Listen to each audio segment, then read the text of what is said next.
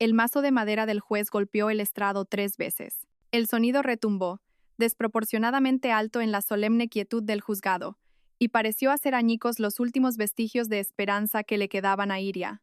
Cada golpe era como un clavo que sellaba el ataúd de su vida pasada. De repente, el frío de la sala pareció calarle hasta los huesos, y un escalofrío recorrió su cuerpo, a pesar de que vestía un costoso traje de seda. Pero no era el frío lo que la hacía temblar, sino las palabras gélidas que el anciano juez de gafas acababa de pronunciar. Su divorcio de Damián era definitivo.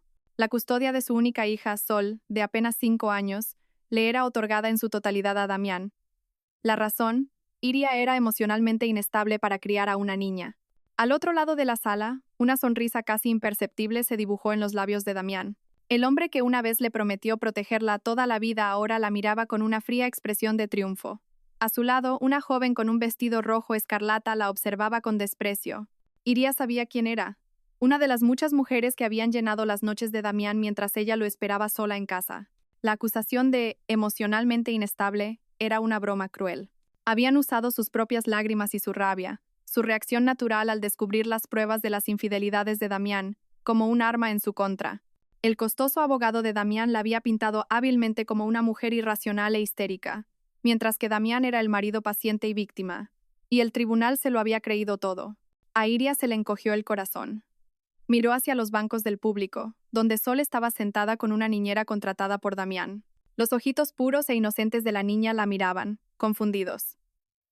Iria intentó sonreír, la sonrisa más forzada y dolorosa que jamás había esbozado, pero solo consiguió que le temblaran los labios. Cuando la sesión terminó, Damián pasó a su lado sin siquiera mirarla. Solo susurró: «Se acabó, Iria. No montes una escena». ¿Una escena? Como si el derrumbe de su vida fuera una simple molestia para él. 2 guardias de seguridad se le acercaron, corteses pero firmes. El abogado de Damián le entregó un sobremanila que contenía una copia de la sentencia y una carta que le ordenaba abandonar el domicilio familiar esa misma tarde. La casa, los coches, las cuentas bancarias conjuntas, todos sus activos fueron congelados y transferidos a nombre de Damián, según un acuerdo prenupcial que ella, en su ingenuidad, había firmado sin leer la letra pequeña. Damián lo había planeado todo desde hacía mucho tiempo. El viaje de vuelta a casa fue una pesadilla. «No es mi casa», se corrigió mentalmente. Solo estaba de prestado en el coche del abogado para recoger sus efectos personales. La imponente mansión, que una vez fue su castillo, ahora se sentía como un monumento a su fracaso. Los miembros del servicio doméstico, que antes la saludaban con respeto, ahora evitaban su mirada y bajaban la cabeza. Le dieron 30 minutos. Con el corazón encogido, subió la escalera de mármol hacia su dormitorio. Abrió el enorme vestidor, lleno de vestidos de diseñador y bolsos de lujo, objetos que Damián le había comprado para que luciera perfecta en sus eventos sociales. Ahora le parecían disfraces de payaso. Cogió solo una maleta mediana y metió en ella algunas prendas sencillas, un viejo álbum de fotos y un dibujo de un conejito hecho por Sol. Cuando bajó, Sol corrió hacia ella. «Mami, ¿a dónde vas? ¿Por qué llevas una maleta?», preguntó la pequeña, con la voz teñida de ansiedad. Iria se arrodilló y abrazó con todas sus fuerzas aquel cuerpecito, inhalando por última vez el aroma a champú de bebé de su pelo. Las lágrimas que había contenido finalmente brotaron. «Mamá tiene que irse un tiempo, mi amor». Solo un ratito, susurró con la voz rota. No podía decirle la verdad.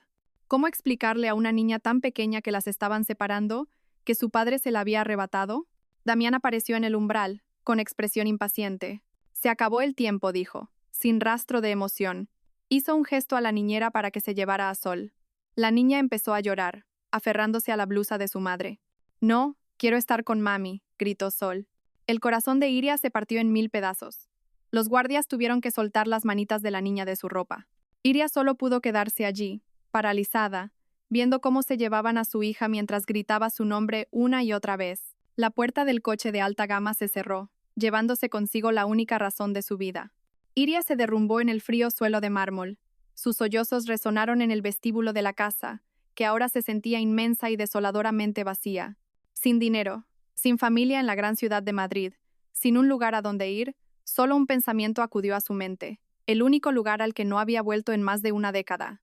Su pueblo natal, la vieja casa que le había dejado su difunta madre, Elvira Pérez. Con el poco efectivo que le quedaba en el bolso, compró el billete más barato para el autobús nocturno.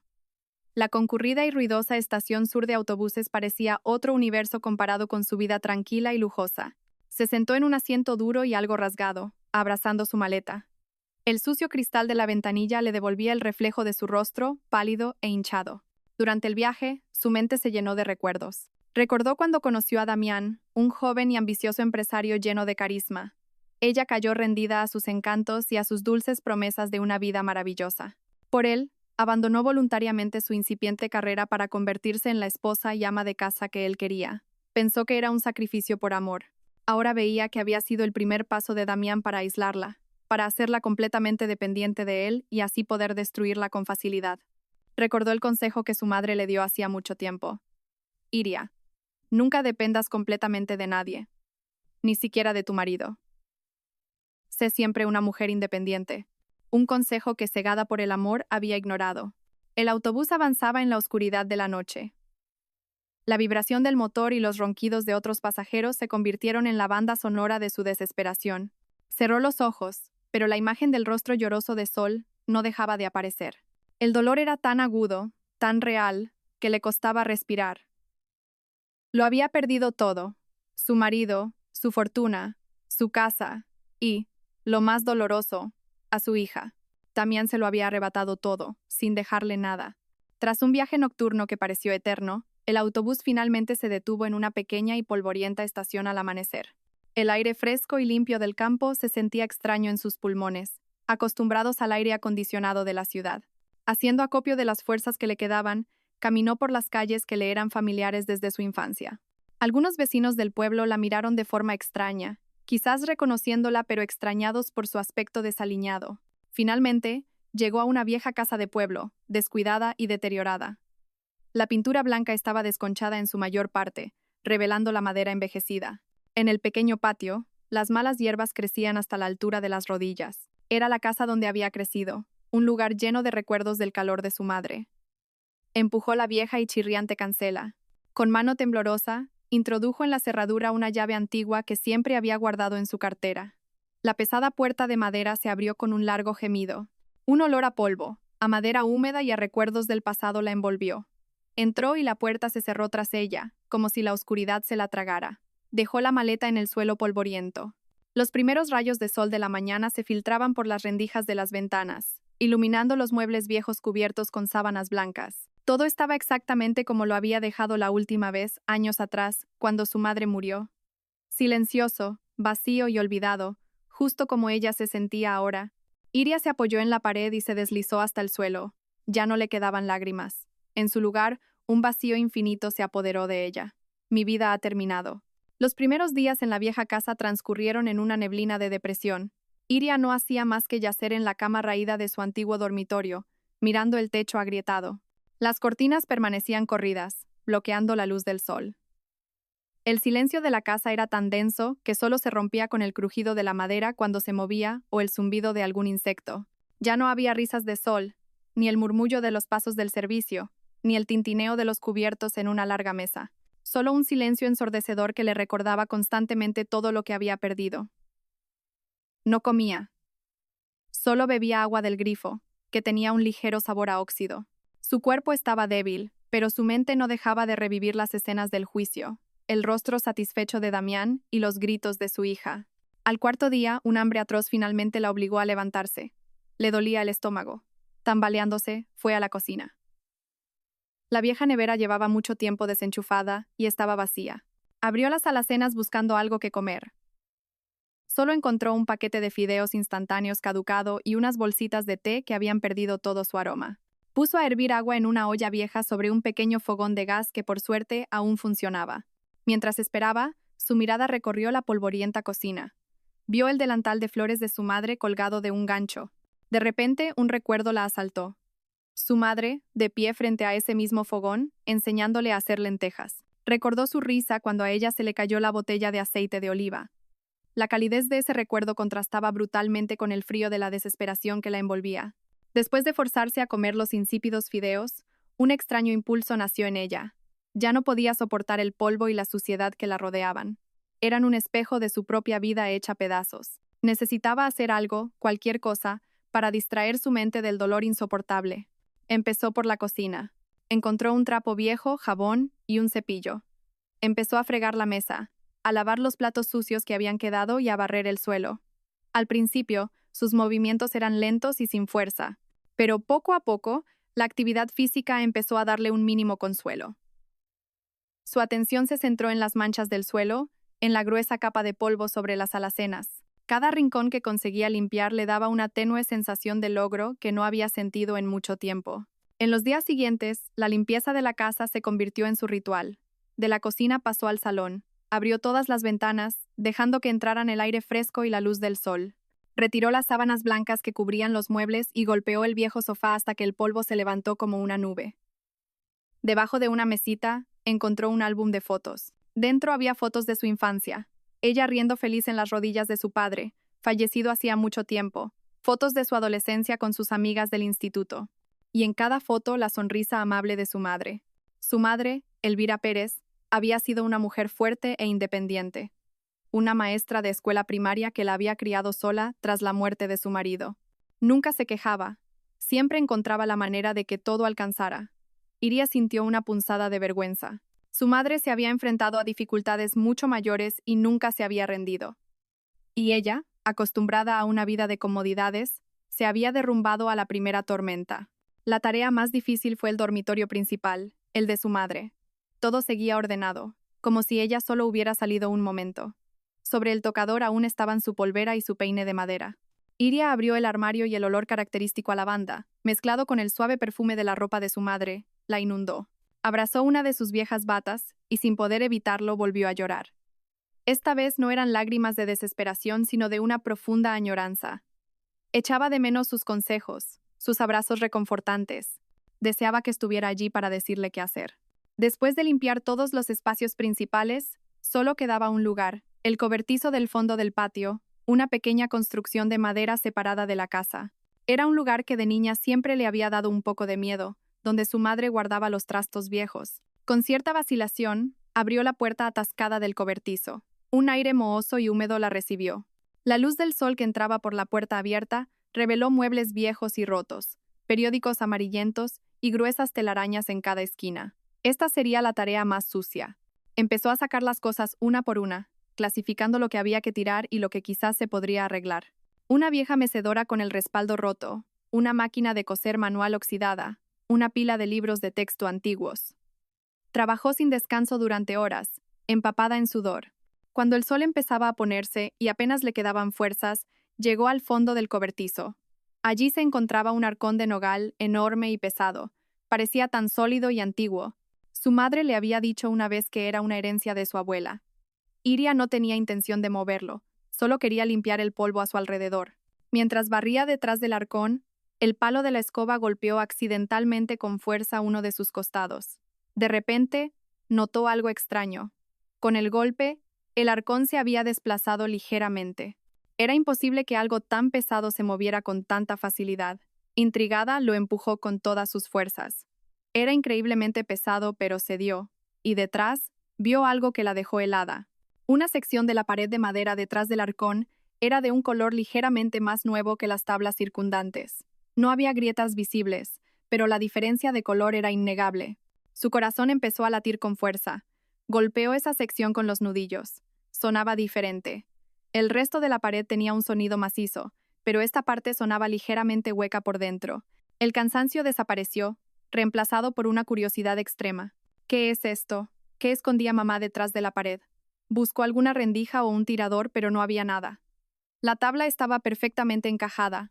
Volvió a la casa y buscó en la vieja caja de herramientas de su padre. Encontró un pequeño formón oxidado. De vuelta en el cobertizo, conteniendo la respiración, introdujo la punta del formón en la junta de la tabla de color diferente. Con un poco de fuerza, consiguió abrir una pequeña brecha. Siguió haciendo palanca con cuidado hasta que la tabla finalmente cedió y se soltó. Detrás del panel de madera no había un espacio vacío, como esperaba. Sus ojos se abrieron como platos. Empotrada en la pared de hormigón que había detrás, había una puerta cuadrada de acero gris, una caja fuerte. Una vieja caja fuerte con una manivela en el centro y un dial de combinación numérica ligeramente desgastado. Había estado allí todo este tiempo, escondida en el lugar más insospechado de su casa. Su corazón latía tan fuerte que podía oírlo en sus oídos. Con dedos temblorosos, tocó la fría superficie de acero. ¿Qué habría dentro? ¿Por qué su madre escondería una caja fuerte aquí? Miles de preguntas se agolpaban en su mente. En medio de las ruinas de su vida, en este viejo y mugriento cobertizo, acababa de descubrir un secreto. Un secreto que podría cambiarlo todo. Iria miró la caja fuerte de acero empotrada en la pared, como si se enfrentara a un artefacto místico del destino. Su corazón seguía martilleando, un tambor que rompía el silencio del húmedo cobertizo. Durante varios minutos permaneció inmóvil, tratando de asimilar lo que veía. Una caja fuerte, escondida en la humilde casa de su madre, en un cobertizo lleno de trastos. No tenía sentido. Su madre había sido una maestra de escuela primaria que vivía con lo justo. ¿Qué podría haber guardado en algo tan seguro? ¿Joyas heredadas? ¿Escrituras de terrenos? ¿O simplemente una caja vacía dejada por su abuelo, una reliquia sin contenido? La esperanza y la duda luchaban en su interior. La esperanza de que dentro hubiera algo que pudiera ayudarla, una respuesta a su desesperada situación. La duda de que solo encontraría otra decepción, una más que añadir a la montaña de tristeza que ya la aplastaba. Dejando a un lado la duda, decidió que tenía que abrirla. Se arrodilló en el suelo sucio y limpió el polvo del dial de combinación, numerado del 0 al 50, y de la manivela. Requería 3 números. Su primer pensamiento fue probar la combinación más obvia, la fecha de nacimiento de su madre, Elvira Pérez. Con dedos temblorosos, giró el dial a la derecha hasta el día, luego a la izquierda pasando una vez por el número hasta el mes, y finalmente a la derecha directamente hasta los 2 últimos dígitos del año, tiró de la manivela. No pasó nada. La puerta permaneció sellada. Lo intentó de nuevo, en un orden diferente. Aún nada. La frustración comenzó a apoderarse de ella. ¿Qué otra combinación podría ser? Probó con la fecha de nacimiento de su difunto padre. Fracaso. El aniversario de bodas de sus padres. Fracaso. El año en que se construyó la casa. Fracaso. Incluso probó con las fechas de las muertes de sus abuelos. Se sentía macabro, pero se le estaban acabando las ideas. Cada fallo era como una pequeña burla. La puerta de acero parecía reírse de sus inútiles esfuerzos. El sudor mezclado con el polvo comenzó a correr por sus sienes. Se sentó apoyada en la pared, mirando fijamente la caja fuerte. Quizás no estaba destinada a abrirla. Quizás era mejor dejar algunos secretos enterrados. El sol comenzó a ponerse. La luz que entraba por la puerta del cobertizo era ahora de un tono anaranjado. Llevaba horas allí. Volvía a sentir hambre, pero la ignoró. El deseo de abrir la caja fuerte era mucho más fuerte. Cerró los ojos e intentó pensar como su madre. Elvira era una mujer práctica, pero también sentimental. ¿Qué combinación sería lo suficientemente importante para que ella la recordara, pero no tan obvia para los demás? De repente, un recuerdo la asaltó. Su 17º cumpleaños. Su madre le había regalado un sencillo collar con un colgante en forma de corazón.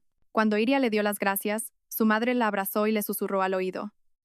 Guárdalo bien, hija. Eres mi mayor tesoro, Iria. La joya más preciada que tengo. Esas palabras, tan sinceras y llenas de amor, resonaron en ella de tal manera que pudo sentir la emoción de nuevo en ese mismo instante. Mi mayor tesoro. Un pensamiento descabellado, un susurro desde lo más profundo de su mente, se le ocurrió. ¿Y sí? Era improbable, demasiado simple, pero no le quedaban más opciones que probar. Aferrándose a ese último hilo de esperanza, se arrodilló de nuevo frente a la caja fuerte. Sus manos ya no temblaban, una extraña calma la había invadido. Respiró hondo. Con un movimiento decidido, giró el dial a la derecha hasta su propio día de nacimiento, luego a la izquierda pasando una vez por el número hasta su mes, y finalmente, de nuevo a la derecha, hasta los 2 últimos dígitos de su año de nacimiento. Hizo una pausa. Sentía que el corazón se le iba a salir del pecho. Lentamente, tiró de la manivela. Se oyó un clic, pequeño pero increíblemente nítido, como el chasquido de un hueso. Y luego, una serie de ruidos mecánicos desde el interior de la puerta de acero. A Iria se le cortó la respiración. Tiró de la manivela con más fuerza. Con un largo chirrido de protesta, como algo que no se ha abierto en mucho tiempo, la pesada puerta de la caja fuerte se movió unos centímetros. Iria ahogó un grito. Ha funcionado, está abierta. Usando ambas manos, tiró hasta que la puerta se abrió por completo. Un olor a aire viciado, atrapado durante años, salió del interior. La caja fuerte no era muy grande, pero su contenido estaba impecablemente organizado. Sus ojos se abrieron de par en par, tratando de comprender lo que veía a la tenue luz del atardecer. En la parte superior había varias pilas de objetos cuadrados envueltos en un paño de terciopelo oscuro. Intrigada, cogió uno. El paquete pesaba en su mano. Con cuidado, deshizo el nudo. Cuando el paño se abrió, un cálido brillo dorado se reflejó en sus ojos. Era un lingote de oro puro. Cogió otro paquete. El contenido era el mismo. Había 5 lingotes del tamaño de una pastilla de jabón, cada uno sólido y pesado. Iría los colocó en el suelo. Su mente estaba en blanco por la conmoción. Debajo del oro, había varias carpetas de documentos cuidadosamente atadas. Cogió la primera. En la portada ponía certificados de acciones. La abrió y vio papeles de valores con los logotipos de grandes empresas del IBEX 35 que a menudo veía en las noticias económicas, todos a nombre de Elvira Pérez. Su madre, una maestra, poseía acciones de grandes corporaciones. ¿Cómo era posible? La siguiente carpeta era más gruesa y estaba encuadernada en cuero. La abrió y encontró una pila de documentos legales con sellos y firmas. Su corazón latió aún más rápido cuando vio 2 nombres repetidos una y otra vez en los contratos: Elvira Pérez y Damián Rojas. Contratos de préstamo de capital, acuerdos de reparto de beneficios y otros documentos que no entendía del todo. Pero una cosa estaba clara: había habido una relación comercial seria entre su madre y Damián, algo de lo que nunca le habían hablado. Y en el fondo de la caja fuerte yacía el objeto que más le llamó la atención: un diario con una vieja tapa de cuero marrón, un libro que conocía muy bien. Era el diario de su madre. A menudo la había visto escribir en él por las noches, pero su madre siempre le decía que solo eran recetas de cocina y apuntes de gastos diarios. Con manos temblorosas, Iria cogió el libro. Sentía como si sostuviera una parte del alma más secreta de su madre.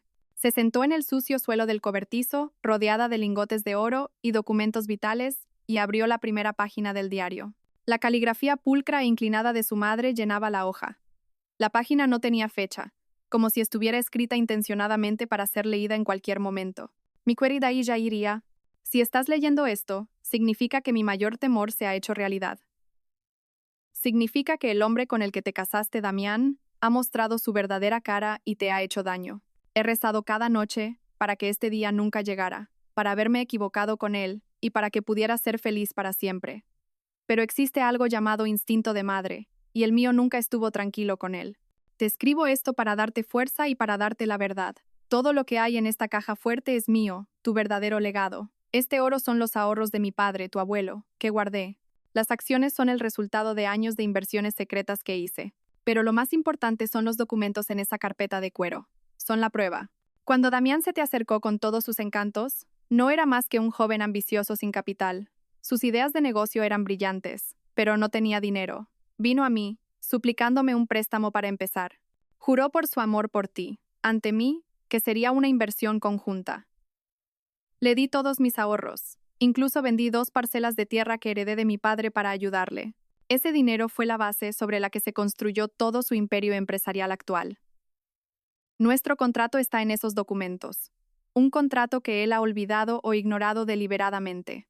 Intenté reclamar mi parte amistosamente hace años, pero él simplemente se rió y dijo que consideraba el dinero un regalo de su suegra. Sabía que yo no haría nada porque no querría arruinar tu matrimonio.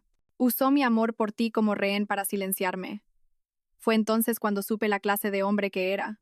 Empecé a reunir todas estas pruebas como una red de seguridad para ti y las guardé aquí.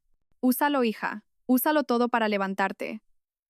No se trata solo del dinero, se trata de justicia, se trata de recuperar lo que era nuestro por derecho. No dejes que gane. Eres mucho más fuerte de lo que crees. Eres mi hija, mi sangre corre por tus venas. Ahora, levántate y lucha. Iria cerró el diario. Las lágrimas corrían por sus mejillas. Pero esta vez, no eran lágrimas de tristeza o desesperación, eran lágrimas de una furia ardiente.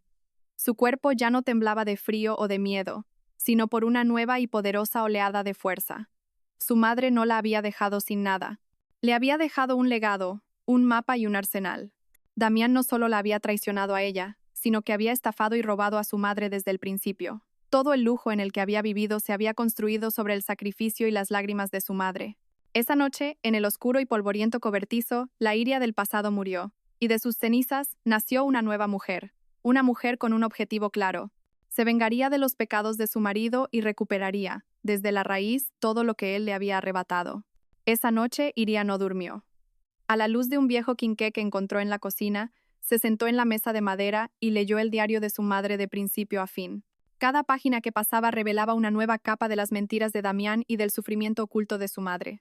Elvira Pérez había documentado meticulosamente cada encuentro con Damián, cada promesa que él hizo y cada momento en que ella se sintió engañada. Escribió sobre cómo había esperado pacientemente los informes del progreso de su inversión, pero Damián siempre la esquivaba con excusas de estar demasiado ocupado o con frases como: «No se preocupe, suegra, todo está a buen recaudo en mis manos». Años después, cuando el negocio de Damián ya había despegado, su madre le pidió una pequeña parte de los beneficios para ayudar a renovar la escuela del pueblo. Damián se negó cortésmente, alegando que todos los beneficios debían reinvertirse en la expansión.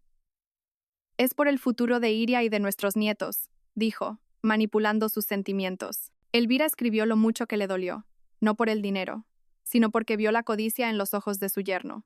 Se dio cuenta de que le había entregado todos sus bienes a un lobo con piel de cordero. Decidió no enfrentarse a él públicamente para proteger el matrimonio de Iria, pero en silencio se preparó para la guerra. Contrató a un asesor financiero para rastrear los activos de la empresa de Damián que se originaron de su capital inicial y recopiló cada documento que pudo encontrar. La caja fuerte era su arsenal. Al amanecer, Iria cerró el diario. Su ira se había enfriado, transformándose en algo más duro y afilado. Un plan. Ya no se veía a sí misma como una víctima. Era la heredera de la lucha de su madre. Su primer paso fue convertir ese legado en capital operativo. Metió un lingote de oro en una vieja bolsa de tela, escondiéndolo bajo una pila de ropa. Tomó un autobús a una ciudad de provincia más grande, como Salamanca, donde nadie la conociera. No fue fácil encontrar un comprador de oro que no hiciera demasiadas preguntas. Tuvo que entrar en varias tiendas y sentir las miradas recelosas de los dueños. Finalmente, encontró a un viejo comerciante que estaba más interesado en la pureza del oro que en su procedencia.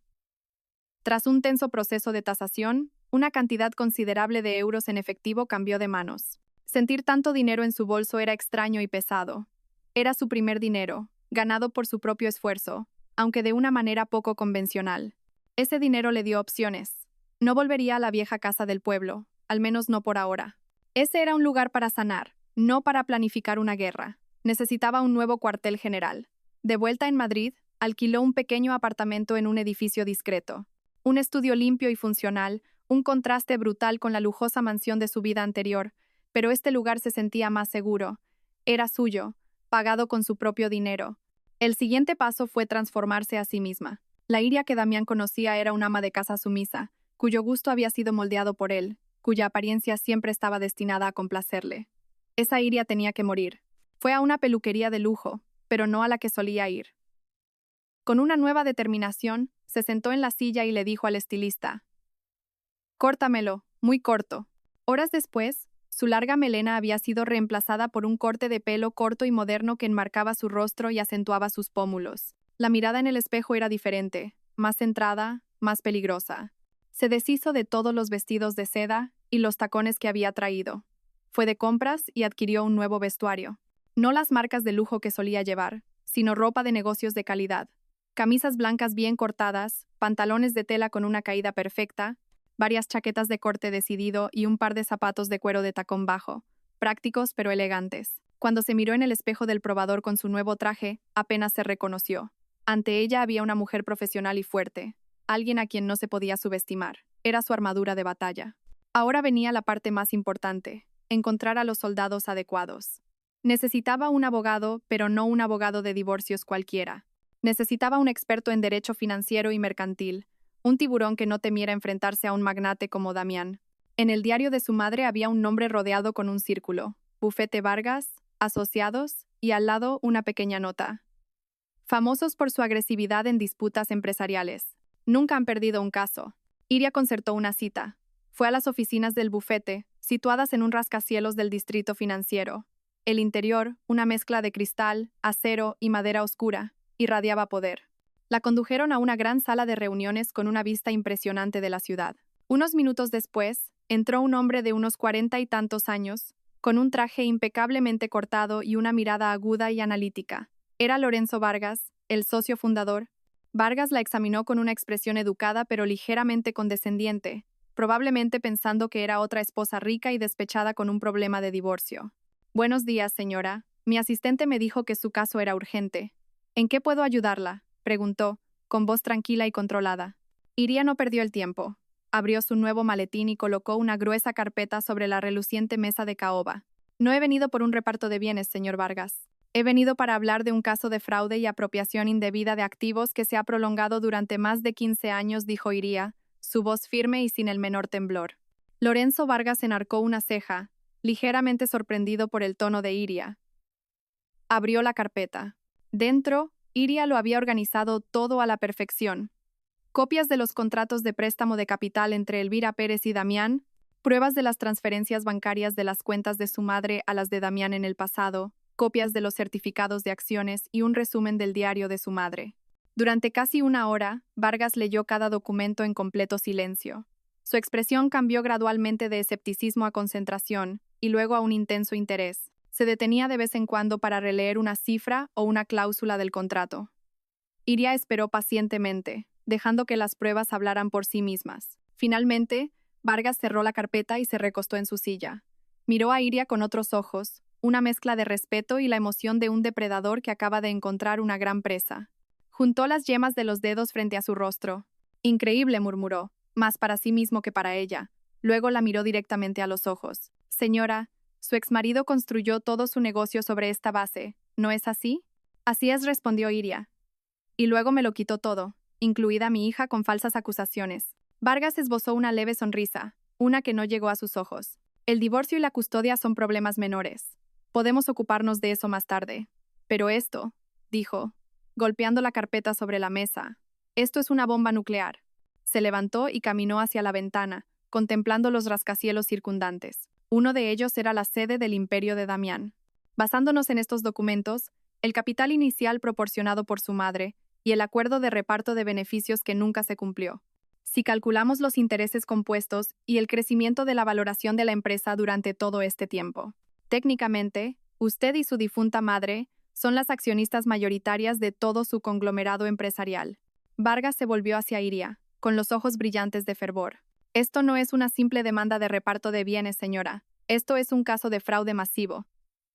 Con esto, no solo podemos recuperar lo que es suyo, sino que podemos destruir todo su imperio. La sala de reuniones del bufete de Lorenzo Vargas parecía el centro de mando de una operación militar. La gran pizarra de cristal, normalmente vacía, estaba ahora cubierta de complejos diagramas, nombres de empresas y cifras interconectadas. Durante una semana, Iria y Vargas, con la ayuda de un equipo de analistas financieros, diseccionaron el imperio empresarial de Damián hasta el más mínimo detalle. Iria aprendió rápidamente, devorando informes anuales, perfiles de directivos y noticias del sector. Ya no era una clienta que dejaba todo en manos de su abogado. Era una comandante que necesitaba entender cada rincón del campo de batalla. Si presentamos la demanda ahora mismo, explicó Vargas una mañana, señalando un organigrama de las empresas de Damián, nos verá venir a kilómetros de distancia. Empezará a mover activos al extranjero, a destruir registros clave y, en el peor de los casos, lanzará una campaña de desprestigio contra usted en la prensa antes de que el juicio siquiera comience. Nos veremos envueltos en una batalla legal de años con un resultado incierto. Iria asintió. Entendía la lógica. Así que no atacamos de frente. Exacto, replicó Vargas, con un brillo en los ojos. No asaltaremos su castillo. Envenenaremos sus pozos, cortaremos sus líneas de suministro y prenderemos fuego a sus graneros. Lo llevaremos al pánico, haremos que cometa errores. Y cuando esté debilitado y aislado, solo entonces, tomaremos el castillo. Su primer movimiento fue crear una identidad fantasma para Iria, una entidad empresarial imposible de rastrear hasta ella.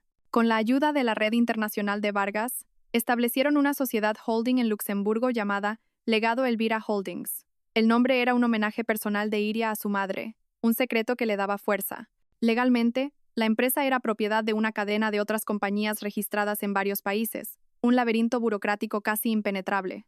De cara al exterior, Legado Elvira Holdings parecía un nuevo y agresivo jugador en el mundo de las inversiones del sudeste asiático. Nadie sabía que detrás había una mujer con un único objetivo. Una vez preparada su base legal, comenzó la caza. El equipo de Vargas identificó docenas de empresas que eran cruciales en la cadena de suministro de Damián. Iria pasó días estudiando cada objetivo, buscando el más vulnerable. Finalmente, su elección recayó en una empresa llamada Metales Ibéricos S.A. No era la más grande, pero su papel era vital. Eran el único proveedor nacional de una aleación de titanio especializada, un componente clave en los productos electrónicos estrella de la empresa de Damián.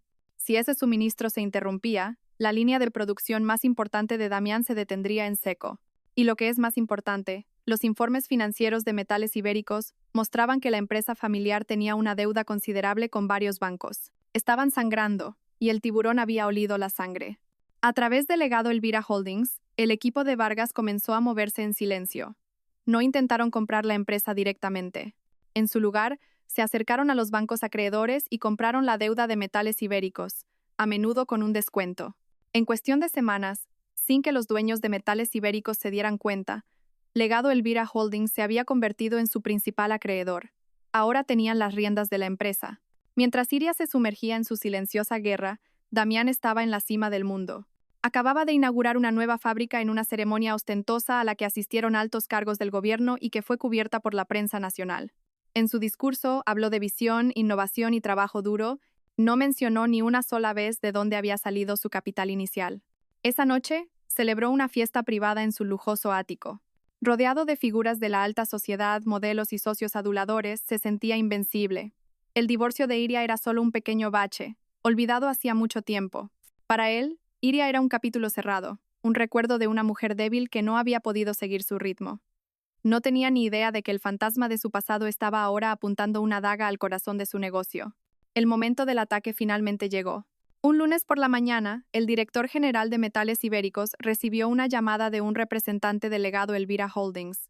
La llamada fue breve y brutal. Se les exigía el pago íntegro de su deuda vencida en un plazo de 48 horas. Por supuesto, no podían pagarla. La alternativa que se les ofreció fue la quiebra o una adquisición total por parte del legado Elvira Holdings. Acorralada, la familia propietaria de Metales Ibéricos no tuvo más remedio que entregar la empresa que habían construido durante 3 generaciones. La adquisición fue rápida y eficiente. El miércoles por la mañana sonó el teléfono en el escritorio de Damián. Al otro lado de la línea, la voz de su jefe de producción era puro pánico. Señor Rojas, tenemos un problema muy grave. Acabamos de recibir un correo oficial de Metales Ibéricos. Cancelan unilateralmente todos nuestros contratos de suministro, con efecto inmediato. Damián casi se atraganta con el café. ¿Cancelar? ¿De qué hablas? Tenemos un contrato a largo plazo con ellos. Demándalos. El problema, señor, es que han sido adquiridos. El nuevo propietario es un fondo de inversión de Luxemburgo. El correo dice que están llevando a cabo una reestructuración total y cancelando todos los acuerdos existentes. Según la cláusula de adquisición de nuestro contrato, es legal. La rabia tiñó el rostro de Damián. ¿Cómo se llama esa empresa? ¿Quién está detrás? Legado Elvira Holdings, señor. Hemos intentado averiguarlo, pero la información es muy limitada. Son como un fantasma. Damián estrelló el teléfono contra el escritorio con un ruido seco. Su taza de café se volcó, manchando documentos importantes. Fuera de su despacho, sus empleados guardaron un silencio temeroso. Inmediatamente, llamó a algunos de sus contactos influyentes para intentar presionar a los nuevos dueños de Metales Ibéricos, pero todos sus esfuerzos chocaron contra un muro. Legado Elvira Holdings se negó a negociar. No cedieron a las amenazas. Su principal línea de producción estaba ahora al borde de la paralización total. Tendría que buscar un nuevo proveedor en el extranjero, lo que le llevaría meses y le costaría varias veces más. Maldijo en voz alta. No estaba asustado, solo furioso. Para él esto era obra de un competidor celoso de su éxito. Una táctica empresarial agresiva, pero común. Ni por un segundo se le ocurrió que pudiera tener algo que ver con su pasado enterrado. Estaba seguro de que podría solucionar esto. Siempre lo hacía. Subestimó a su enemigo. Y ese fue su primer error. A miles de kilómetros del caos en el despacho de Damián, en su modesto apartamento, Iria estaba sentada frente a su ordenador portátil. Tenía abierta una web de noticias financieras, mirando el gráfico de las acciones de la empresa de Damián. Una fina línea roja había comenzado a moverse hacia abajo. La caída aún no era grande, solo unos pocos puntos, resultado de los primeros rumores sobre problemas de producción que empezaban a extenderse entre los inversores. Pero para Iria, esa línea roja era la vista más hermosa del mundo. Era la primera gota de sangre. Levantó su taza de té, aún caliente. Una sonrisa fría y calculadora se dibujó en sus labios. El tablero de ajedrez estaba dispuesto, y el primer peón había avanzado. El primer movimiento había sido un éxito, incluso superando las expectativas. El caos dentro de la empresa de Damián había creado pequeñas grietas que podían explotar. Pero Lorenzo Vargas le recordó a Iria que los ataques externos no serían suficientes. Solo habían arañado la superficie, aún no habían llegado a los órganos vitales. Damián era demasiado astuto como para ser derribado solo por un problema en la cadena de suministro. Seguramente tendría secretos financieros, acuerdos ocultos o activos ilícitos cuidadosamente escondidos de los libros oficiales. Para encontrar todo eso, necesitaban a alguien de dentro, o al menos, a alguien que hubiera estado en su círculo más íntimo. Necesitamos ojos y oídos que sepan dónde Damián ha enterrado los cadáveres, dijo Vargas en una de sus reuniones. Alguien en quien confió en el pasado y a quien luego desechó. Esa noche, Iria volvió a abrir el diario de su madre. Esta vez no para buscar fuerza, sino un nombre. Pasó las páginas que relataban los primeros años del negocio de Damián. Su madre a menudo escribía sobre las personas que trabajaban para su yerno. La mayoría de los nombres eran pasajeros, pero uno llamó su atención, mencionado varias veces con un tono de respeto. En una entrada su madre escribió: «Hoy conocí al director financiero de Damián, un tal Julián Herrero. Parece un hombre honesto y recto. Se le veía incómodo mientras me explicaba los informes financieros. Sus ojos parecían querer decir algo, pero su boca permanecía cerrada. Siento que es la única buena persona en la oficina de Damián». En otra página, meses después, su madre escribió con tristeza: «Malas noticias. Damián ha despedido al señor Herrero. La razón que dio fue bajo rendimiento. No me lo creo. Estoy segura de que el señor Herrero descubrió algo podrido, y Damián se deshizo de él antes de que pudiera hablar». Esa era la pista. Iria pidió inmediatamente a Vargas que movilizara a su equipo para encontrar el paradero de Julián Herrero. No fue fácil. Era como si el hombre se hubiera desvanecido después de ser despedido por Damián. Su nombre no aparecía en ninguna base de datos de empresas. Parecía que Damián no solo lo había despedido, sino que también lo había puesto en una lista negra en el sector para que nadie volviera a contratarlo. Después de casi 2 semanas de búsqueda intensiva, utilizando redes de contactos e investigadores privados, finalmente lo encontraron. Julián Herrero vivía en un pequeño pueblo costero del norte, en Asturias, muy lejos del glamour del mundo corporativo. Llevaba un pequeño servicio de contabilidad para las tiendas del barrio y las empresas pesqueras locales. Estaba vivo, pero su carrera estaba muerta. Iria decidió ir a verlo sola. Esto era algo personal. Vargas estuvo de acuerdo, pero le dio una pequeña grabadora y un contacto de emergencia, por si acaso. Iria viajó al pequeño pueblo. Encontró la dirección de Julián Herrero en un modesto local comercial con un letrero que decía: «Asesoría Fiscal Julián Herrero». La oficina era minúscula, con un solo escritorio, 2 sillas y un viejo archivador. Un hombre de unos 50 y tantos años, con el pelo canoso y unas gruesas gafas, estaba sentado detrás del escritorio, con la cabeza gacha, revisando una pila de facturas. «Disculpe, ¿el señor Herrero?», dijo Iria suavemente. El hombre levantó la vista. Sus ojos cansados la miraron con confusión. «Sí, soy yo. ¿En qué puedo ayudarla?» «Me llamo Iria. Soy la hija de la difunta Elvira Pérez», dijo ella. Al oír ese nombre, la expresión de Julián Herrero cambió al instante. La mano con la que sostenía un bolígrafo se tensó. Dejó lentamente el bolígrafo. Su mirada se llenó de cautela y frialdad. «No me suena ese nombre», respondió bruscamente, su voz seca. «Estoy segura de que sí. Usted trabajó para mi exmarido, Damián Rojas. Eso fue hace más de 10 años. El pasado es el pasado», dijo, empezando a ordenar los papeles de su escritorio, una clara señal de que quería terminar la conversación. «Lo siento, señora, pero estoy ocupado». «Damián se divorció de mí», dijo Iria, su tono aún tranquilo. «Se quedó con todos nuestros bienes y con mi hija». Julián Herrero se detuvo. La miró y por un instante, Iria creyó ver un atisbo de compasión en sus ojos, pero el muro defensivo volvió a levantarse. «Lo lamento, pero eso no es asunto mío. No quiero tener nada que ver con ese hombre nunca más. Ya me arruinó la vida una vez. Con eso es suficiente». En su voz había miedo, un miedo que había fermentado durante años. Iria sabía que ofrecerle dinero solo lo insultaría. Tenía que tocar una fibra más profunda. «No he venido a ofrecerle dinero, señor Herrero. He venido a ofrecerle lo que estoy segura de que a usted también le arrebataron: justicia». Sacó una carpeta de su bolso. No eran documentos legales, sino fotocopias de varias páginas del diario de su madre. Las deslizó sobre el escritorio. «Mi madre escribió sobre usted. Dijo que era un hombre honesto». Dudando, Julián Herrero cogió los papeles. Se ajustó las gafas y empezó a leer la caligrafía de Elvira Pérez. Mientras leía, su mandíbula se tensó. Leyó cómo Elvira había admirado su integridad y cómo estaba convencida de que Damián lo había incriminado. El orgullo profesional, enterrado durante mucho tiempo, fue tocado. Su madre era una mujer excepcional, susurró finalmente, con la voz ronca. Intenté advertirla sutilmente en aquel entonces. Sabía que Damián estaba manipulando los informes de inversión para ella, pero no tenía pruebas sólidas, y tenía miedo. Ahora yo tengo las pruebas, dijo Iria. Sacó una copia del contrato inicial entre su madre y Damián. Los ojos de Julián Herrero se abrieron de par en par al ver el documento. Era la pieza que faltaba, la pieza del rompecabezas que él nunca había podido encontrar.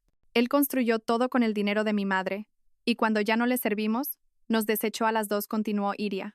Pensó que éramos débiles, que porque éramos mujeres, no contraatacaríamos, que porque usted era un hombre corriente, se quedaría callado para siempre. ¿Vamos a dejar que tenga razón, señor Herrero?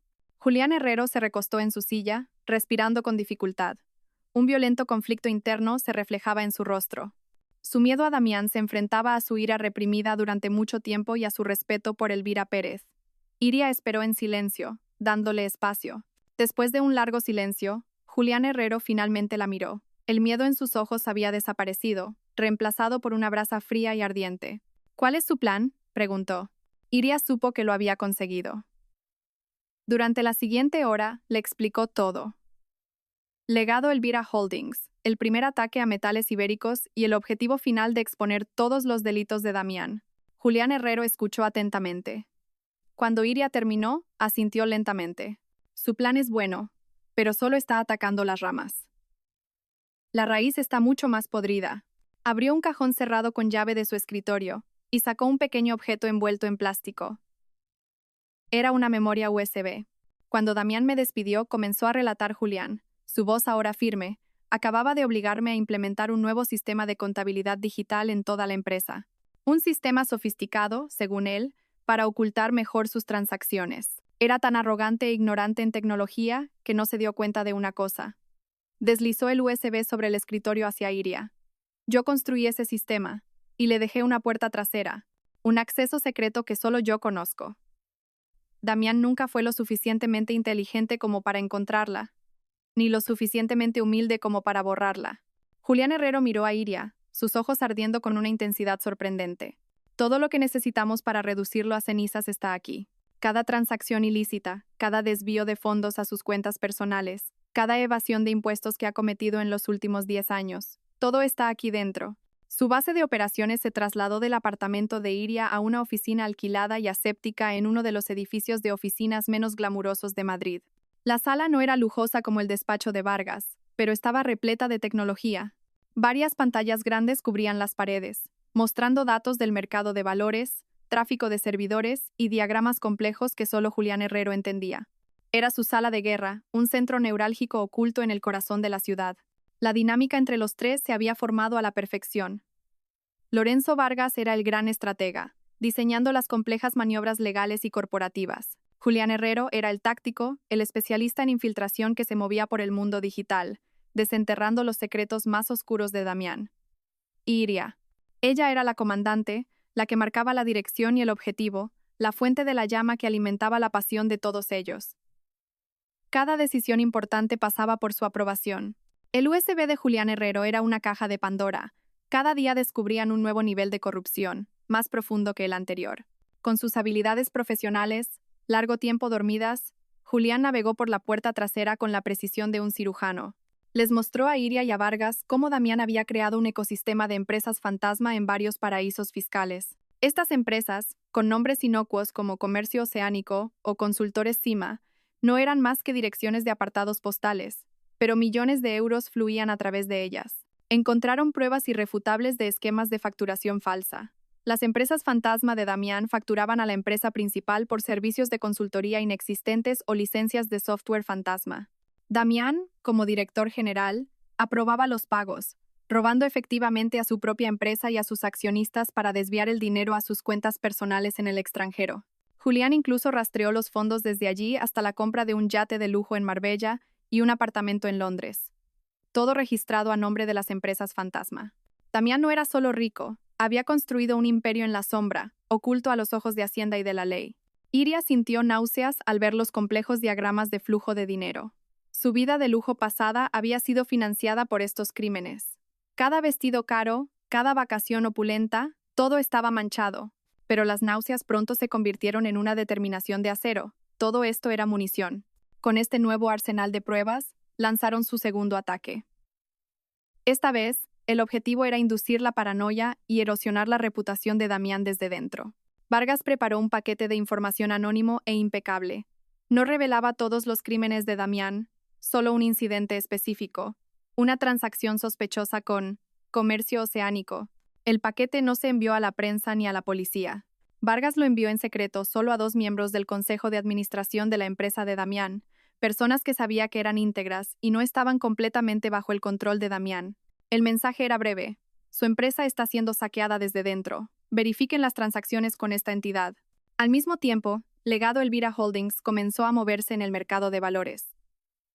Empezaron a vender en corto las acciones de la empresa de Damián, apostando a que su precio bajaría, y utilizaron la red de Vargas para plantar historias negativas en varios blogs financieros de menor tamaño, artículos que cuestionaban la valoración inflada de la empresa y la falta de transparencia en sus informes financieros. Estas pequeñas historias comenzaron a extenderse como un virus, siendo citadas por medios de comunicación más grandes. El efecto de este ataque de 2 frentes fue exactamente el que esperaban. Damián empezó a sentir que el suelo temblaba bajo sus pies. En la siguiente reunión del consejo, los 2 directores que recibieron el paquete anónimo comenzaron a hacer preguntas incisivas sobre comercio oceánico. Damián, que no estaba preparado, se puso a la defensiva y se enfadó, acusándolos de deslealtad y de intentar sabotear la empresa. Su actitud arrogante solo hizo que los demás directores sospecharan. La semilla de la duda estaba plantada. Fuera de la sala de juntas se enfrentaba a otro problema. Las acciones de su empresa seguían cayendo sin razón aparente. Los analistas del mercado empezaron a emitir recomendaciones de venta. Reprendió a su director financiero, acusándolo de incompetencia. En un ataque de ira y paranoia, despidió al director financiero, un hombre leal que había estado con él durante años. Esa decisión impulsiva envió una señal de pánico al mercado, haciendo que las acciones se desplomaran aún más. Damián era ahora como un capitán quemando sus propios botes salvavidas en medio de una tormenta. Estaba rodeado de enemigos, pero no podía ver sus rostros. Empezó a sospechar de todos a su alrededor, sus socios comerciales, sus altos ejecutivos, incluso su nueva amante. Mientras Damián estaba ocupado tratando de apagar los fuegos en su imperio en llamas, Vargas e Iria lanzaron el ataque más personal y doloroso. Vargas presentó formalmente una solicitud ante el juzgado de familia para reevaluar la decisión de la custodia de Sol. La base era la aparición de nuevas pruebas y un nuevo testigo que ponían en duda el carácter y la estabilidad de Damián, precisamente el pilar sobre el que se había basado su victoria en el primer juicio. El nuevo testigo era, por supuesto, Julián Herrero. En su declaración jurada, adjunta a la solicitud, Julián no reveló el gran escándalo financiero. Esa munición se guardaba para la batalla final. En cambio, testificó sobre el verdadero carácter de Damián. Relató cómo Damián mentía habitualmente a sus socios e incluso a su suegra. Detalló varios incidentes en los que Damián había tenido arrebatos de ira incontrolables por asuntos triviales. También testificó que Damián manipulaba deliberadamente a sus subordinados para que realizaran actos poco éticos, demostrando un patrón crónico de comportamiento manipulador. Su testimonio pintaba el retrato de un hombre muy diferente al padre tranquilo y responsable que se había presentado en el juicio anterior. La citación judicial llegó al escritorio de Damián una tarde gris. Acababa de terminar una tensa reunión con inversores nerviosos. Cuando rasgó el sobre y leyó el contenido, su rostro palideció. El nombre de Julián Herrero estaba allí, escrito en negro sobre blanco. El hombre al que había arruinado y olvidado hacía años ahora se levantaba de su tumba para atormentarlo. Apretó la carta hasta que sus nudillos se pusieron blancos. Esto ya no era un ataque empresarial anónimo. Esto era personal. Alguien estaba orquestando todo esto. Alguien estaba desmantelando su vida pieza por pieza. Su imperio empresarial bajo asedio, su reputación destruida. Y ahora, Sol, el único símbolo de su victoria sobre Iria, estaba en peligro de serle arrebatada. Por primera vez en su vida de éxito, Damián sintió un miedo genuino. La tormenta ya no se acercaba. La tormenta había llegado y estaba justo encima de él. Damián se sentía como si caminara sobre una fina capa de hielo. Cada día traía una nueva mala noticia. Cada llamada telefónica era una amenaza potencial. En medio de este caos, su equipo de relaciones públicas le aconsejó que siguiera apareciendo en público para callar los rumores y demostrar que todo estaba bajo control.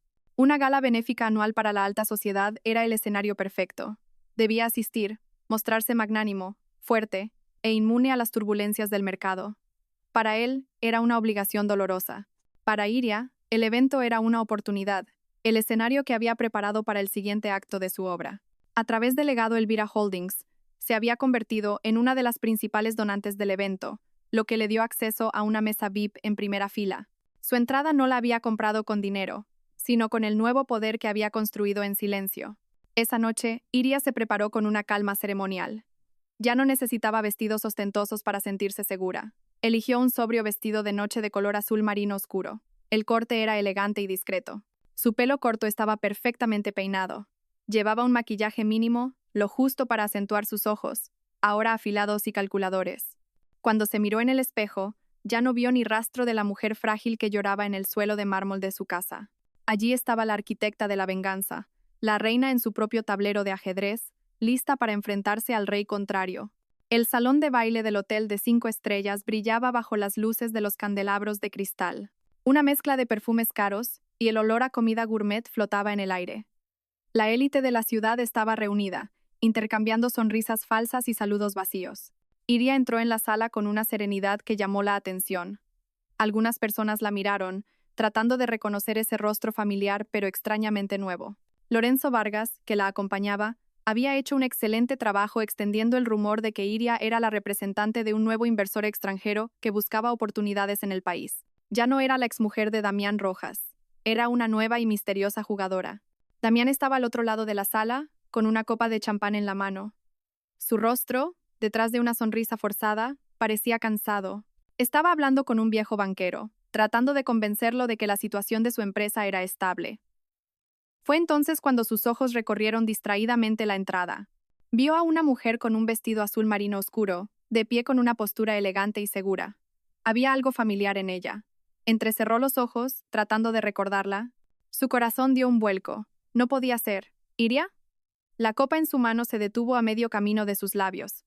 Su mundo pareció ralentizarse. Era ella, sin duda, pero al mismo tiempo, no era la Iria que él conocía. La Iria que él recordaba era una mujer sumisa cuyos ojos siempre brillaban con admiración por él, una mujer que se habría marchitado sin su presencia. Esta mujer era diferente. Sus ojos ya no adoraban. Lo miraban directamente con una agudeza penetrante. Su aura emanaba poder, no necesidad. Damián sintió un escalofrío recorrerle la espalda. ¿Qué hacía esa mujer aquí, en su mundo? Iria vio la conmoción en el rostro de Damián. Dejó que el momento se asentara. No fue directamente hacia él. En su lugar caminó con gracia y saludó a algunas figuras empresariales que Vargas le presentó. Sonrió levemente, asintió, estrechó manos. Les estaba demostrando a Damián y a todos los demás que pertenecía a ese lugar. Dejó que Damián siguiera mirándola, que la confusión y la ansiedad se filtraran en su mente. Después de lo que a Damián le pareció una eternidad, Iria finalmente se movió hacia él. Caminó a un ritmo pausado. La multitud parecía abrirse a su paso. Damián solo pudo quedarse quieto, como un ciervo paralizado por los faros de un coche. Damián dijo Iria cuando llegó frente a él. Su voz era tranquila, plana, sin ninguna emoción legible. Una noche preciosa, ¿verdad? Damián tardó un momento en encontrar su voz. Iria, ¿qué haces aquí?, preguntó, su voz ligeramente ronca. Iria esbozó una leve sonrisa. Disfrutando de la velada. Es un evento magnífico. He oído que has donado una suma considerable, dijo. Sus ojos fijos en los de Damián.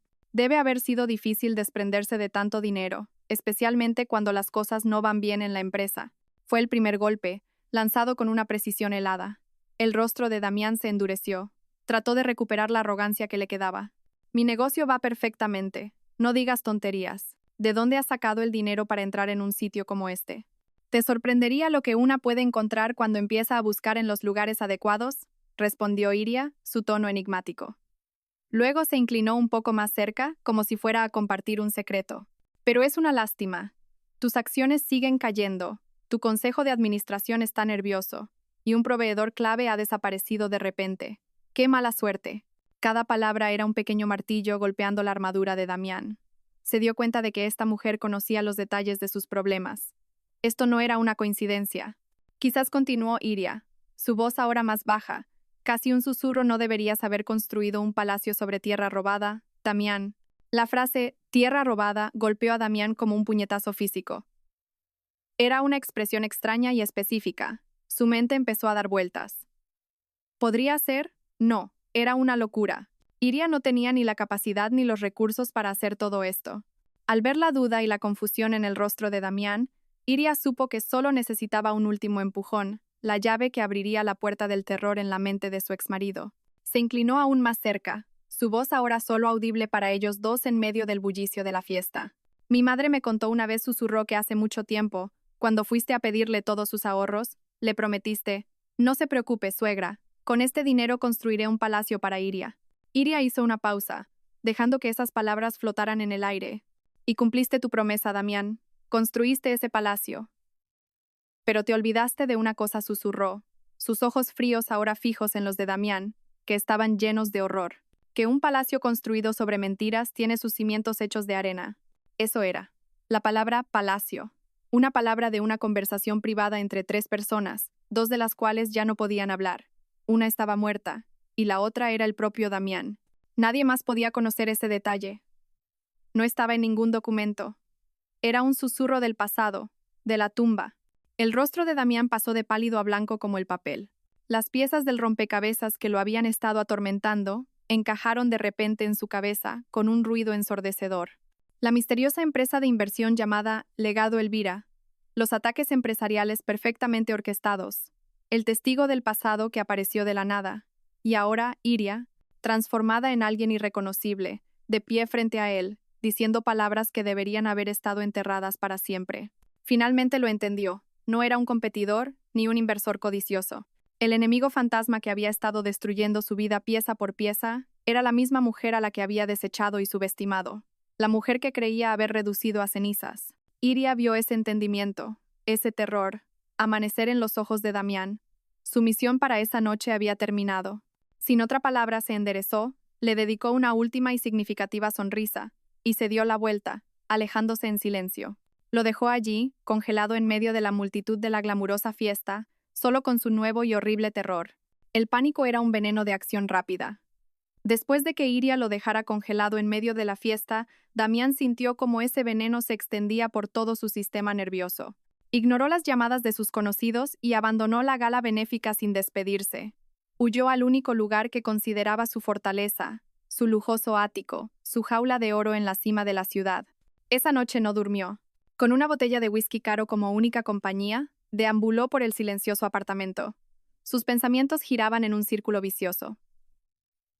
Iria, Elvira, todo estaba conectado. Ya no se enfrentaba a un ataque empresarial. Estaba siendo perseguido por un fantasma. Con manos temblorosas, empezó a hacer llamadas. A sus banqueros en Suiza, a sus gestores de activos en las Islas Caimán. Daba órdenes frenéticas para mover fondos, liquidar posiciones, borrar rastros. Intentaba levantar los muros de su imperio en la sombra, sin darse cuenta de que el enemigo ya estaba dentro de la ciudadela. Contactó a su jefe de seguridad y le dio la vaga orden de vigilar a Iria, una amenaza velada nacida de la desesperación. Pero todos sus esfuerzos llegaban demasiado tarde. El amanecer estaba a punto de romper, y el ejército de Iria estaba listo para lanzar su ataque sorpresa. A la mañana siguiente se desató el infierno. A las 9 en punto, justo cuando abría la bolsa, el equipo de Lorenzo Vargas lanzó un devastador ataque simultáneo en 3 frentes. Primero, presentaron una demanda civil de 500 páginas en el juzgado local. La demanda ya no eran meras acusaciones, era un pliego de cargos detallado, respaldado por cientos de anexos con pruebas del USB de Julián Herrero.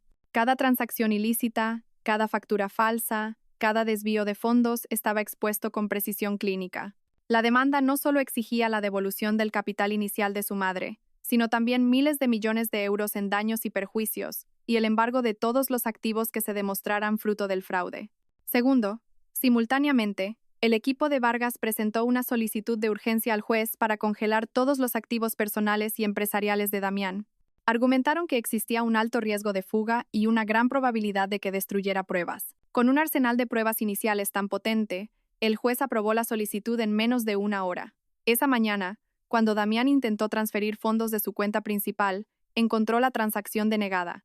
Sus tarjetas de crédito no funcionaban. Su imperio financiero quedó completamente paralizado en un instante. Tercero, y el golpe más letal, Lorenzo Vargas convocó una rueda de prensa en el vestíbulo de su bufete de abogados. Frente a docenas de periodistas de los principales medios de comunicación, Vargas no proyectó la imagen de un abogado sediento de sangre. En su lugar, presentó una narrativa poderosa y compasiva. Estamos hoy aquí, comenzó, con voz tranquila y autoritaria, para buscar justicia para una difunta madre, la señora Elvira Pérez, una humilde maestra a la que su yerno le arrebató los ahorros de toda una vida, que debían haber sido el legado para su hija, para construir un imperio empresarial. La historia era perfecta. La heroína anónima, la hija maltratada y el magnate cruel y codicioso. La noticia estalló como una bomba. En cuestión de horas, el nombre de Damián era tendencia en todas las redes sociales, no como un icono del éxito, sino como un símbolo de fraude y traición familiar. El mundo de Damián se hizo añicos. En la bolsa, la cotización de su empresa fue suspendida. Los inversores entraron en pánico. Los socios comerciales que antes lo adulaban ahora no respondían a sus llamadas. El Consejo de Administración convocó una reunión de emergencia en su ausencia y emitió un comunicado público anunciando que Damián era suspendido de todos sus cargos a la espera de los resultados de una investigación interna. Lo estaban abandonando para salvar lo que quedaba de la empresa. Las figuras de la alta sociedad que antes lo cortejaban ahora lo convertían en el chisme más candente. Se convirtió en un paria de la noche a la mañana. Desesperado, hizo lo único que demostraba lo bajo que podía caer. Llamó a Iria. Como ella no respondió, le dejó un mensaje de voz lleno de rabia y amenazas. ¿Crees que puedes ganar, Iria? Has arruinado mi vida. Me aseguraré de que nunca seas feliz. Lucharé contra ti hasta el final. Sus amenazas vacías se convirtieron en una prueba más para Vargas, quien la utilizó inmediatamente para obtener una orden de alejamiento temporal que prohibía a Damián acercarse a menos de 100 metros de Iria y Sol. Damián estaba ahora completamente aislado e impotente. El clímax de su caída, su batalla final, no tuvo lugar en un gran tribunal mercantil, sino en la misma sala del juzgado de familia donde una vez había obtenido su arrogante victoria. El ambiente era muy diferente. Esta vez, la sala estaba llena de los flashes de las cámaras de los periodistas a los que se les había permitido el acceso. Damián estaba sentado en su silla, ya no con un traje caro, sino con uno corriente que parecía arrugado. Su rostro estaba demacrado, su mirada vacía. Al otro lado de la sala, Iria estaba sentada, serena y erguida, junto a Lorenzo Vargas. Llevaba una sencilla blusa blanca y emanaba un aura de poder silencioso. El juez que presidía era el mismo hombre. Miraba a Damián con una expresión indescifrable, una mezcla de decepción y disgusto. Esta vez, el juicio fue rápido. Vargas ni siquiera necesitó presentar las complejas pruebas financieras.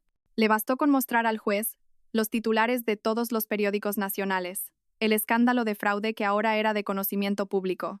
Llamó a Julián Herrero al estrado, quien reafirmó con calma y credibilidad su testimonio sobre el carácter manipulador y deshonesto de Damián. Señoría, argumentó Vargas en su alegato final.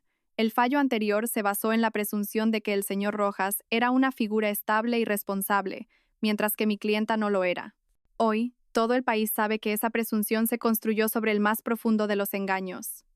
Este hombre ha estafado a su suegra, a su esposa, a su empresa y al público. ¿Cómo puede este tribunal seguir confiando a un niño a alguien que ha demostrado estar moralmente en bancarrota? Cuando le dieron a Damián la oportunidad de hablar, ya no le quedaba nada que decir. Toda su arrogancia había desaparecido, reemplazada por una miserable desesperación. Solo pudo balbucear sobre conspiraciones y mentiras, pero sus palabras sonaron huecas. El juez no tardó mucho en tomar una decisión. Miró fijamente a Damián. Este tribunal cometió un grave error basado en información manipulada. Ahora la verdad ha salido a la luz. El mazo volvió a golpear, pero esta vez, el sonido fue música para los oídos de Iria. La sentencia de custodia anterior queda anulada. La custodia total de la menor, Sol, se otorga a su madre biológica, la señora Iria. Con efecto inmediato. Jacquemat. Fuera del juzgado, una multitud de periodistas rodeó inmediatamente a Damián como buitres. Se tambaleó tratando de abrirse paso entre ellos. Su rostro derrotado fue capturado por docenas de cámaras. En medio del caos, lo vio. A pocos metros, un funcionario del juzgado sacaba a Sol por una puerta lateral. La niña parecía un poco asustada, pero sus ojos se iluminaron al instante al ver a su madre. «¡Mami!». Iria se arrodilló y abrió los brazos. Sol corrió hacia ella. Iria la abrazó con todas sus fuerzas, hundiendo el rostro en su pelo y respirando el aroma que tanto había echado de menos. Lágrimas de alivio y felicidad finalmente corrieron por sus mejillas. Levantó la vista y sus ojos se encontraron con los de Damián por última vez. Por encima de la multitud de periodistas, Damián la miraba, ya no con triunfo, sino con la mirada de la ruina absoluta. Había perdido su dinero, su poder, y acababa de presenciar cómo le arrebataban lo último que le daba sentido. Iria apartó la vista de él, sin concederle ni un segundo más de su atención. Levantó en brazos a Sol, que le rodeó el cuello con sus bracitos. «Se acabó», mi amor, susurró Iria, su voz firme. «Vamos a casa». Se alejó, dejando atrás las ruinas de su pasado y caminando hacia un nuevo amanecer. Meses después, la vida había encontrado un nuevo ritmo, tranquilo y lleno de esperanza. Iria no regresó al Palacio de Cristal en el que una vez fue prisionera. Una de sus primeras acciones, después de que los activos volvieran legalmente a sus manos, fue vender la imponente mansión y todo lo que había en ella. Para ella, no fue una simple transacción inmobiliaria, sino un ritual de purificación, un exorcismo de los fantasmas del pasado y de los amargos recuerdos que impregnaban cada pared. Con parte de las ganancias, compró una casa en una zona residencial verde a las afueras de la ciudad. No era grande, pero tenía un amplio jardín trasero con un frondoso tilo y un columpio. Las paredes estaban pintadas de colores cálidos, y cada habitación estaba llena de luz solar y de la risa de sol. No era un palacio, era un hogar. El destino del imperio empresarial de Damián terminó en manos de Iria.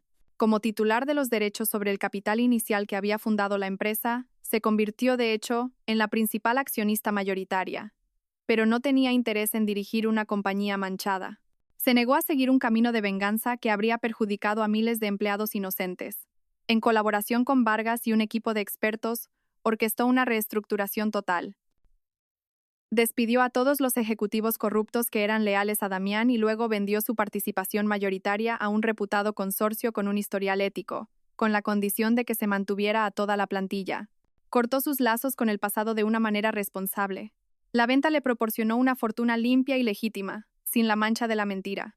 Para Damián, su karma llegó rápida y exhaustivamente.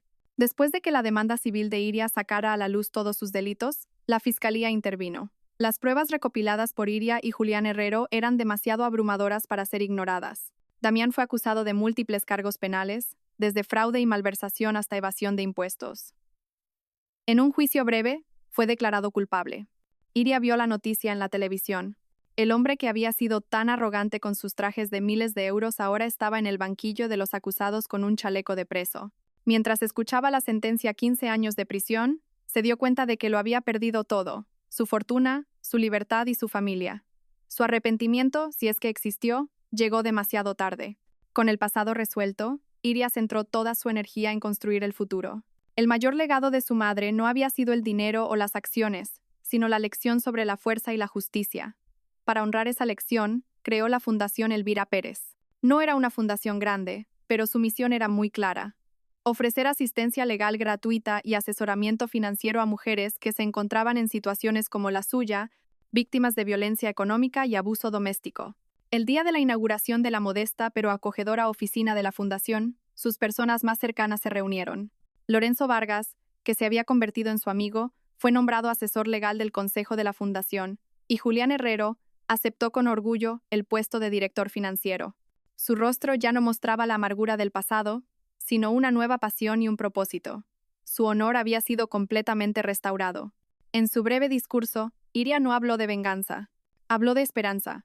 Esta fundación se crea en nombre de mi madre, dijo, su voz clara y fuerte. Ella fue quien me enseñó que incluso en la tierra más árida, con un poco de coraje, se puede cultivar un nuevo jardín. Su vida ahora estaba llena de pequeños momentos preciosos. Por las mañanas, llevaba a Sol al colegio. Durante el día, trabajaba en la fundación, ayudando a otras mujeres a encontrar su propia fuerza. Y por las tardes, jugaban en el jardín de su casa. Le enseñó a Sol a plantar girasoles, tal y como su madre le había enseñado a ella. La risa de su hija se convirtió en la música más hermosa de su mundo. El trauma de la separación se desvaneció lentamente en Sol, reemplazado por una sensación de seguridad y amor infinitos. Un atardecer, Iria estaba sentada en la terraza de su casa, con una taza de té caliente en las manos, observando a Sol jugar alegremente en el columpio. El sol poniente hacía brillar su pelo. Sobre su regazo descansaba el viejo diario de cuero de su madre. Ya no lo leía con ira o tristeza, sino con gratitud. El viaje que había recorrido había sido increíblemente duro y doloroso. Había caído a lo más bajo, lo había perdido todo y había tenido que luchar sola. Pero en el proceso, no solo había recuperado lo que era suyo, sino que había descubierto algo mucho más valioso, a sí misma. Había encontrado una fuerza que no sabía que poseía, una fortaleza heredada en su sangre. La fortuna que ahora tenía era solo una herramienta. Su verdadero legado era la capacidad de transformar la desesperación en esperanza, no solo para ella, sino también para los demás. Sonrió, una sonrisa genuina y pacífica. Un nuevo amanecer había llegado a su vida, no por el destino o la suerte, sino porque ella misma había luchado para apartar la oscuridad. Y la luz de ese amanecer se sentía increíblemente cálida y hermosa.